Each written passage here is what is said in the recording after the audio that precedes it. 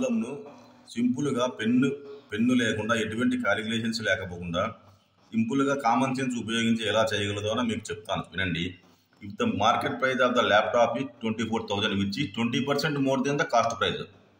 అంటే దాని అర్థము మనకిచ్చిన 24,000 అనేది 100% కాదు, 120%. అంటే దాని అర్థము 24,000 డివైడెడ్ బై 120 చేస్తే మీకు 10% వచ్చేసి 20,000 వస్తుంది. అంటే 100% 20,000 దాని వాల్యూ. యాక్చువల్ కాస్ట్ ప్రైస్ 20,000 మీకు ఇక్కడే తెలిసిపోయింది.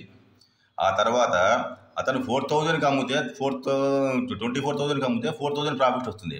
కాకపోతే అతను ఎందుకు అమ్మాడు? 1,000 ప్రాఫిట్తోనే అమ్మాడు. అంటే 1,000 ప్రాఫిట్ అంటే 21,000కి అమ్మాడు. మనకి ఇక్కడ ఎంత ఇచ్చాడు? డిస్కౌంట్ 3,000 డిస్కౌంట్ ఇచ్చాడు. మన కానీ క్వశ్చన్లో ఏమడిగాడు? ఫైండ్ ద పర్సంటేజ్ అడిగాడు. డిస్కౌంట్ పర్సంటేజ్ 24,000కు 10% అంటే ఎంత? 2,400. కానీ డిస్కౌంట్ 3,000 కదా, అంటే 24 ఇంకా 6,000 600 మిగిలింది. 600 మిగిలిందంటే 10% 24,000ని సింపుల్ క్యాలిక్యులేషన్ డివైడెడ్ బై 4 చేశారనుకోండి, 2.5% వస్తుంది 600 అంటే 10 + 2.5 12.5%. ఈ విధంగా మీరు చిన్న చిన్న ప్రాబ్లమ్స్ను without any calculations common sense వాడి చేయవచ్చు.